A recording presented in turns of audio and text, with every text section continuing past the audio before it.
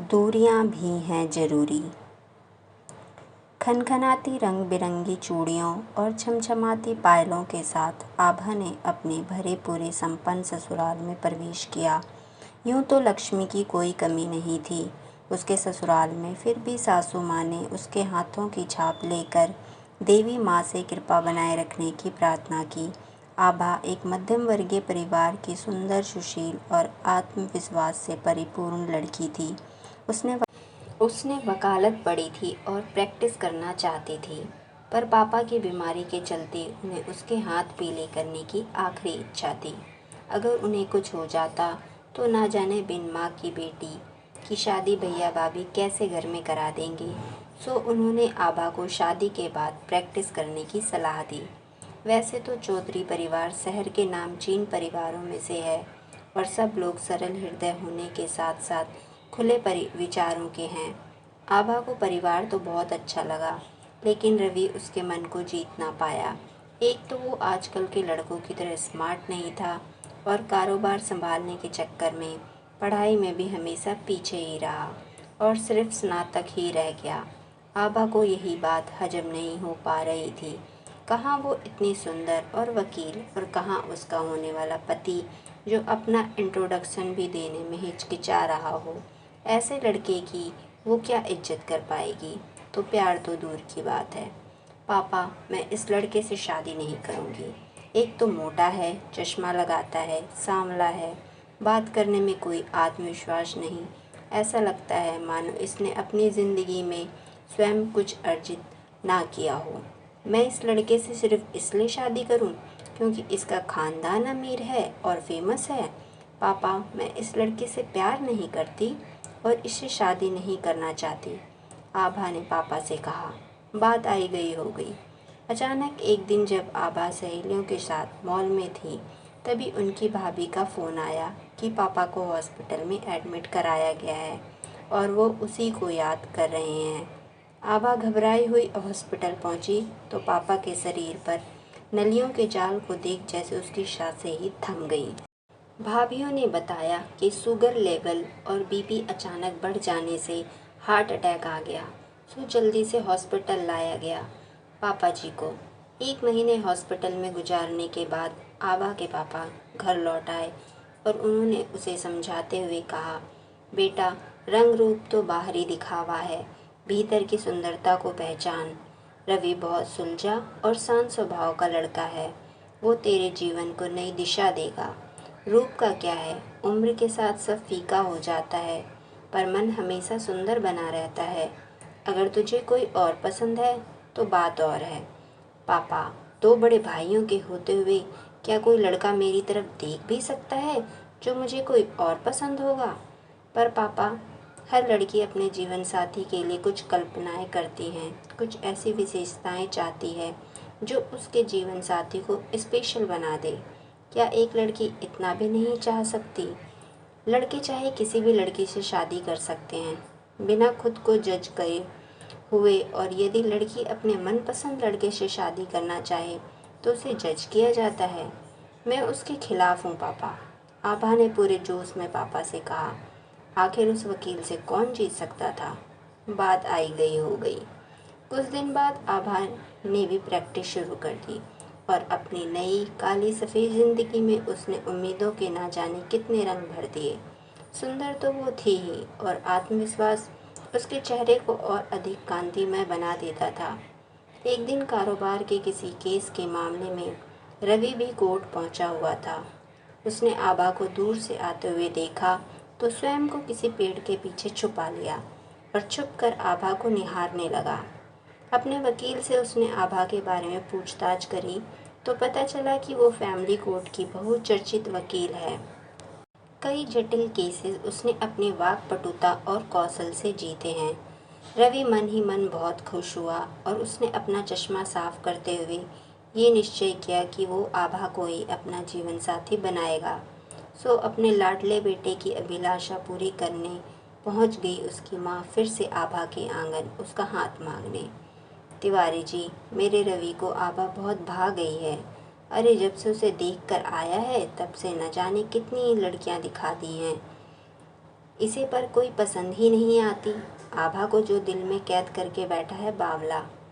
अब तो आप सगाई का मुहूर्त निकलवाइए, हम भी आभा के घर आने की तैयारी करते हैं।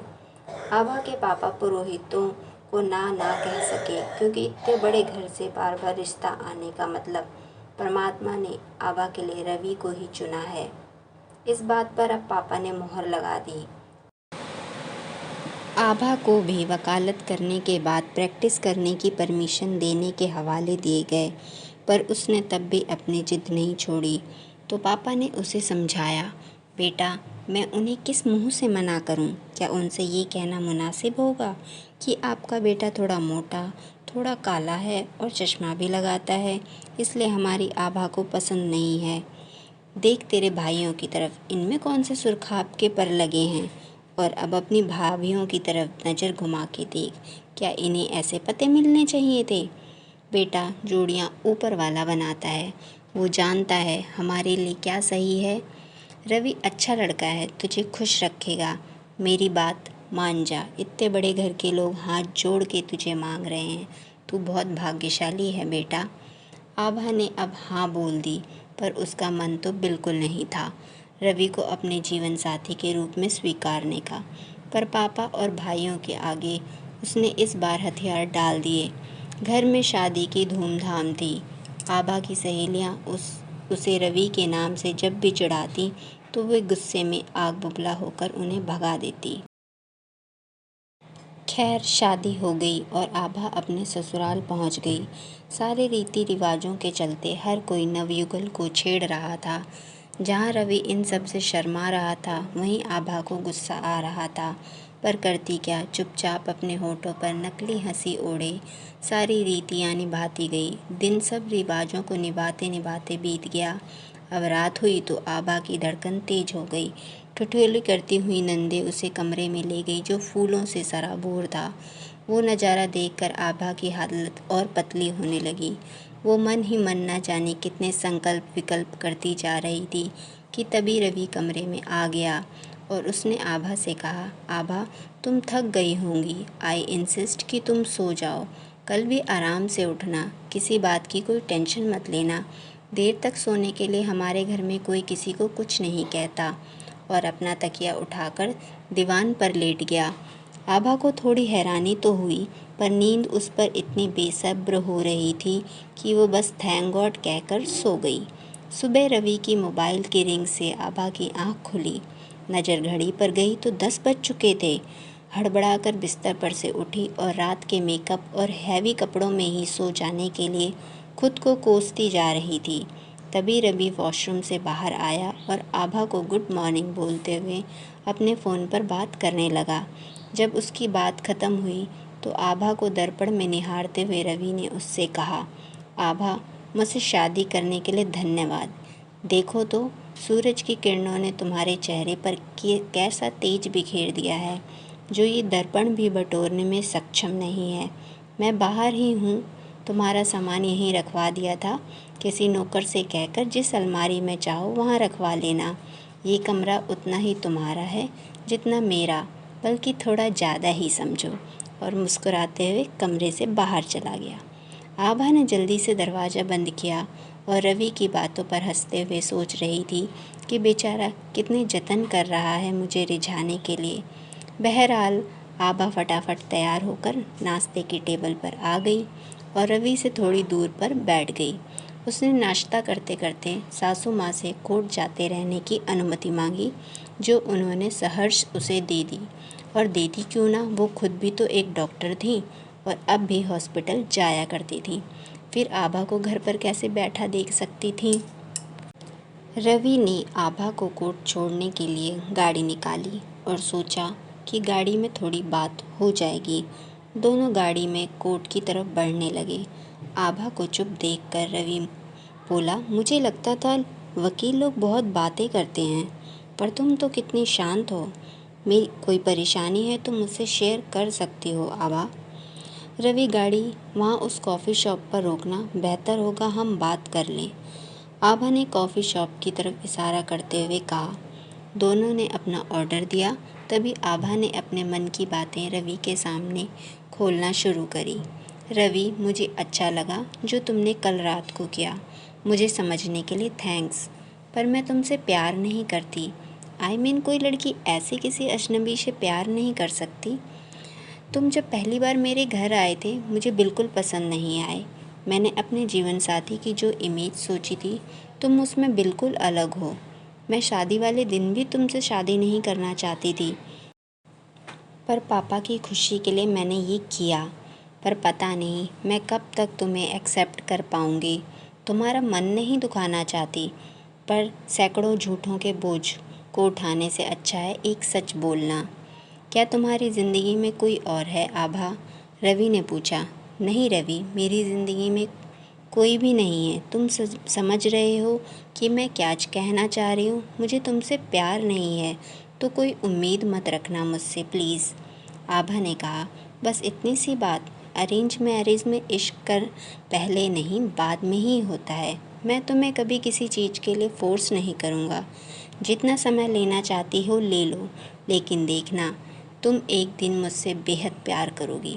पता है मैंने शादी से पहले तुम्हें कितनी बार कोर्ट में छुप छुप कर देखा है, और हर बार हर रोज़ ईश्वर से यही दुआ करता था कि तुम मेरी ज़िंदगी में अपना उजाला भरकर उसे रोशन कर दो। मैंने कभी किसी को इतना नहीं चाहा जितना तुम्हें चाहा है आभा। पर तुम्हें खुश रखने के लिए मैं कोई बंधन नहीं बांधूंगा। तुम्हें जब मन करे मेरे पास चली आना। तब तक इस अजनबी से दोस्ती तो कर ही सकती हो, क्यों? रवि ने अपना हाथ आभा की तरफ बढ़ाते हुए कहा। हाँ, आज से मैं तुम्हारी फ्रेंड हुई। आभा ने झट से एक सेल्फी ले डाली और फेसबुक पर माय न्यू फ्रेंड कैप्शन के साथ पोस्ट कर दी। आभा, मुझे सोशल मीडिया में फ़ोटोज़ अपलोड करना पसंद नहीं है, तो आदत डाल लो रवि बाबू, क्योंकि मुझे सोशल मीडिया पर फ़ोटो डालना बेहद पसंद है। और दोनों हंसने लगे। 6 महीनों में आभा और रवि बहुत अच्छे दोस्त तो बन गए, लेकिन फिर भी आभा रवि से वो जुड़ाव महसूस नहीं कर पा रही थी जो प्यार के लिए ज़रूरी होता है। रवि ने कभी उससे कारण नहीं पूछा और हमेशा सपोर्ट किया। कुछ दिनों के लिए रवि को कनाडा जाना था। जब आभा को पता चला, तो तुम मुझे छोड़ के जा रहे हो अकेली? अकेली? हा हा हा। अरे अकेला तो मैं होऊंगा वहाँ, तुम तो सबके साथ ही होगी ना। मैं नहीं जानती, तुमने वादा किया था मुझे कोई परेशानी नहीं होगी, तो तुम परेशान हो क्या मेरे जाने से? लगता है वकील साहिबा को इश्क हो गया है। ज़्यादा खुश मत हो, ये कभी नहीं होगा समझे। ठीक है जाओ। आभा चाह कर भी ये नहीं बोल पाई कि उसे रवि की याद आएगी। भारी मन से उसने रवि को एयरपोर्ट छोड़ा। 2 दिन तो किसी तरह आभा ने निकाल लिए, लेकिन रवि के बिना उसे अधूरा सा लगता था। वो रवि को मिस कर रही थी। इस दूरी ने उसे एहसास दिलाया कि वो रवि से प्रेम करने लगी थी। अब उसका घर पर रुकना और कठिन हो गया। आभा ने अपने जेठ से कनाडा के लिए टिकट बुक करने का आग्रह किया, तो उन्होंने हंसते हुए हामी भर दी। कनाडा पहुंचकर जब आभा रवि के होटल पहुंची और उसके रूम पर नॉक किया, तब रवि के तो मानो पैरों में आसमान आ गया। आभा ने उसका हाथ पकड़कर अपने घुटनों पर बैठकर कहा, मिस्टर रवि, मैंने सपनों में भी कभी नहीं सोचा था कि मैं तुमसे ये कहूँगी कि मैं भी तुमसे इश्क करने लगी हूँ। क्या तुम अब भी मुझे चाहते हो? आभा को होटल लॉबी में आने जाने वाले लोग ये करते हुए देखकर हंस रहे थे, पर आज उसे किसी की परवाह नहीं थी सिवाय रवि की। रवि ने उसे गले लगाते हुए कहा, मैं तो हमेशा से ही तुमसे प्यार करता आया हूँ, लेकिन आज तुमने यहाँ आकर मुझे जो खुशी दी है आभा, मैं अपनी आखिरी सांस तक नहीं भूलूँगा। मेरी ज़िंदगी को अपने प्यार से सारोबोर करने के लिए शुक्रिया।